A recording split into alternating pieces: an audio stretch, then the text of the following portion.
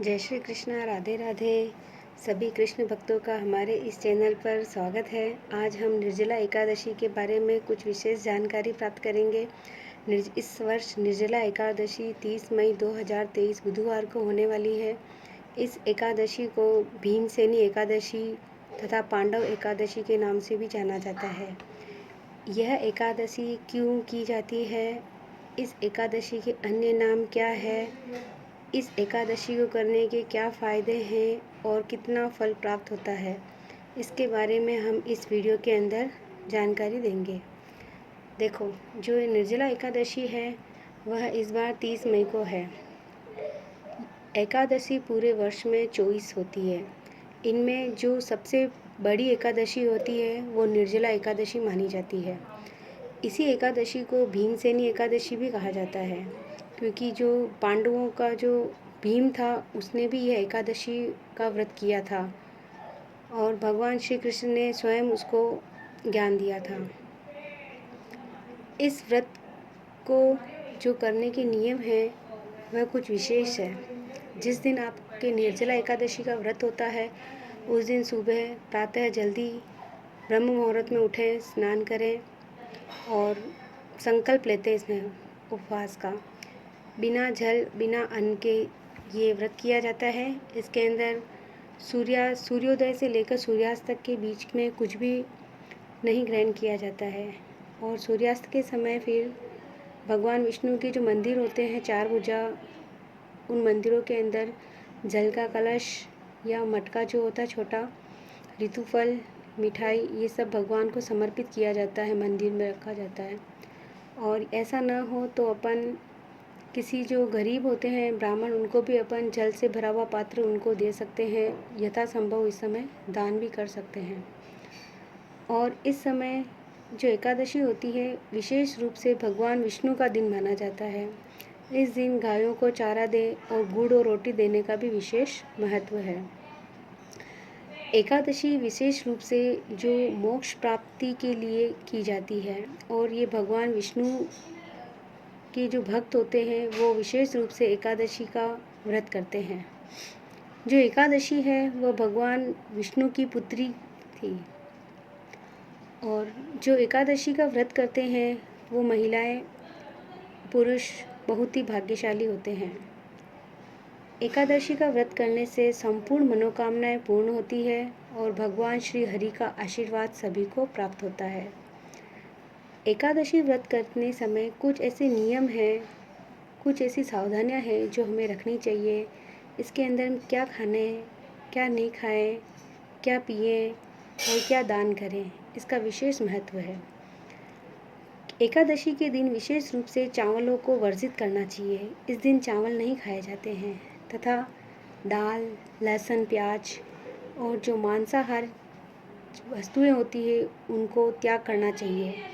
होती कोशिश, जो व्यक्ति स्वस्थ है, जो निर्जला एकादशी का व्रत कर रहे हैं, तो उनको सामर्थ्य के अनुसार अगर पूरा दिन आप बिना जल के, बिना कुछ खाए रह सकते हो तो काफ़ी अच्छा है। लेकिन आपका शरीर साथ नहीं दे रहा है तो आप थोड़ा भगवान का ध्यान लगाकर यथासंभव जितना शरीर से हो सके आप पानी भले पियो।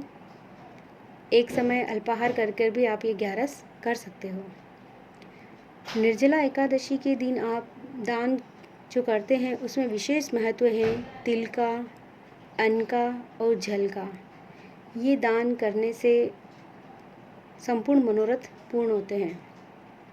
इस निर्जला एकादशी की जो कहानी है, कथा है, बहुत ही रोचक कथा है। ये कथा मैं आपको सुना रही हूँ।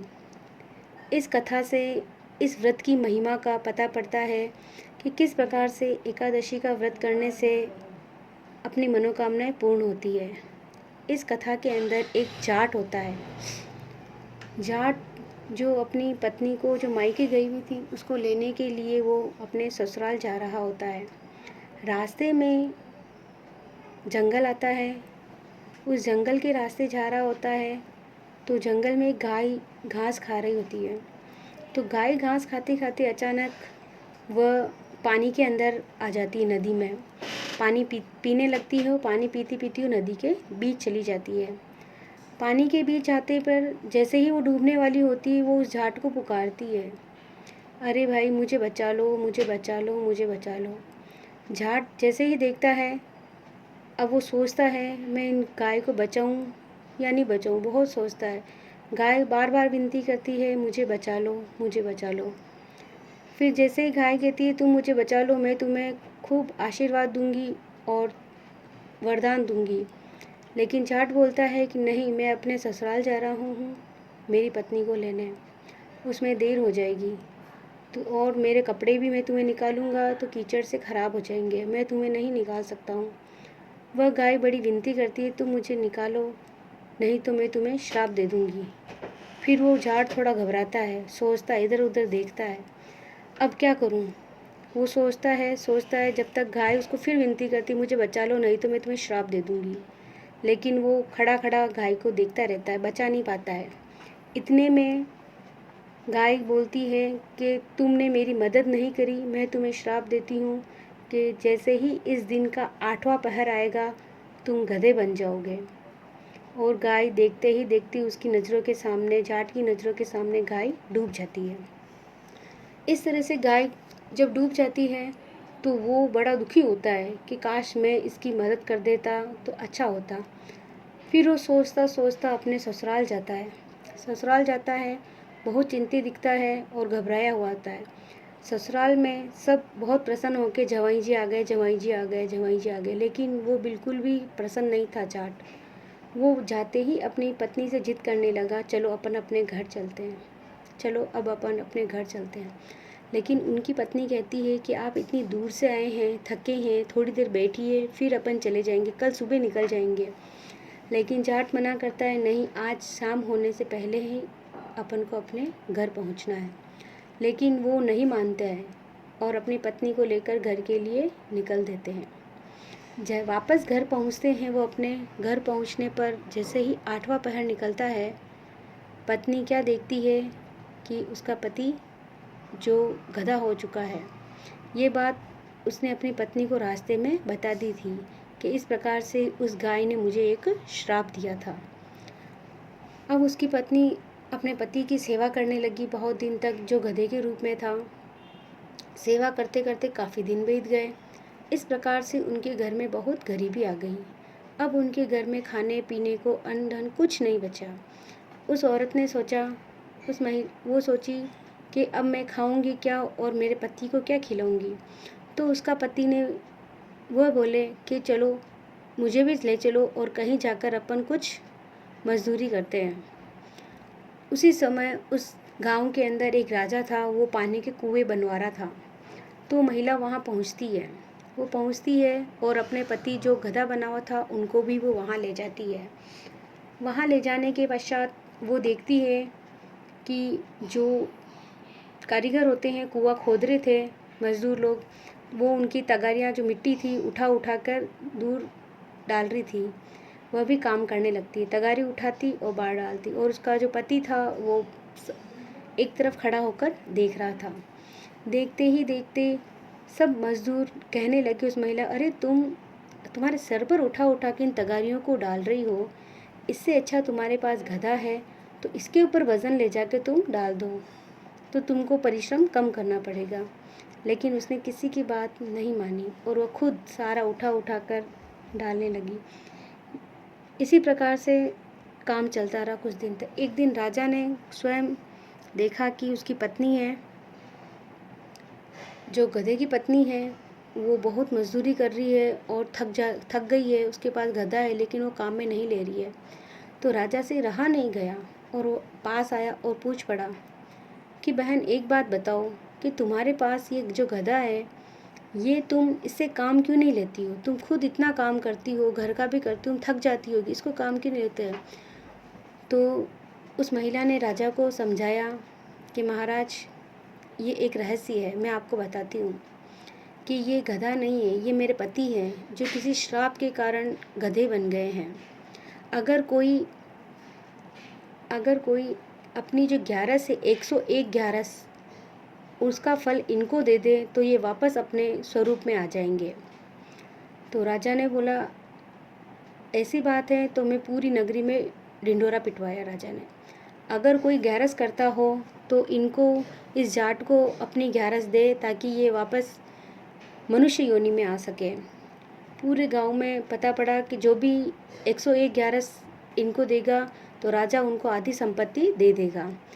लेकिन सब लोग आए, सब ने कहा कि मैंने 11 ग्यारस की है, कोई बोला मैंने 21 की है, किसी ने बोला मेरी 51 ग्यारस है। इस प्रकार से राजा को कोई नहीं मिला जिसने 101 ग्यारस कर रखी हो। इस प्रकार से बहुत दुखी हुई, वो दुखी हुई। तो फिर अचानक थोड़े दिन बाद एक बुढ़िया आई, बहुत बूढ़ी थी वो। उसने बोला कि महाराज, मैंने पूरी 101 ग्यारस कर रखी है, तो मैं अपनी जो ग्यारस का फल है मैं इनको देने को तैयार हूँ। तो राजा ने बोला ठीक है, आप जो चाहिए धन संपदा आधा राज्य मैं आपको सब दे दूँगा। उस बूढ़ी स्त्री ने बोला मैं तो बिल्कुल वृद्ध हूँ, मैं इस धन संपत्ति को क्या करूँगी। तो आप एक काम करो, मैं इनको 100 एकादशी दूंगी, बस एक एकादशी जो निर्जला एकादशी होती है मैं उसको अपने लिए स्वयं के लिए रखूँगी, मैं इनको वो नहीं दे सकती हूँ। राजा के पास कुछ और उपाय नहीं था। राजा ने उसकी बात को मान लिया। उसने अपनी 100 एकादशी का फल उस झाट को दे दिया और एक एकादशी का जो निर्जला एकादशी थी उसका फल स्वयं के लिए रखा। क्योंकि जो निर्जला एकादशी होती है उसके फल में व्यक्ति को मोक्ष की प्राप्ति होती है, और वो बुढ़िया जानती थी कि मुझे मेरे इस शरीर से मोक्ष प्राप्ति के लिए केवल यही रास्ता है। तो राजा ने उनकी बात को मान लिया। इस प्रकार जो जाट था, जो गधे के रूप में था, वो पूरा मनुष्य बन गया। क्योंकि उसको 100 एकादशी का फल मिला था, लेकिन उसको एक एकादशी का फल नहीं मिला जो निर्जला एकादशी थी। इस कारण से उसकी जो पूंछ थी, पूरा शरीर मनुष्य का बन चुका था, लेकिन जो पूंछ थी वो केवल गधे की ही रह गई। इस प्रकार से उस बूढ़ी औरत को तो केवल एक एकादशी, निर्जला एकादशी की वजह से उसको मोक्ष की प्राप्ति हुई, और बाकी 100 एकादशी की वजह से वो जो जाट था और गधा स्वरूप बना था वो वापस मनुष्य बना। केवल एक एकादशी की वजह से उसकी वो पूंछ गधे की रह गई। तो जो एकादशी का व्रत बहुत महान व्रत होता है, इसका जो प्रभाव होता है मनुष्य के शरीर पर, मनुष्य के मन पर, और उसकी एकादशी सबसे महत्वपूर्ण है। और ये निर्जला एकादशी कर कर व्यक्ति अपने सर्वस्व पापों का नाश कर सकता है और अपने लिए मोक्ष प्राप्ति कर सकता है। अगर आपको हमारे द्वारा दी गई एकादशी की जानकारी अच्छी लगी है तो आप इस जानकारी को शेयर करें, और अगर आप हमारे चैनल पर नए हैं तो हमारे चैनल को सब्सक्राइब करें और लाइक करें। धन्यवाद। जय श्री कृष्णा। राधे राधे।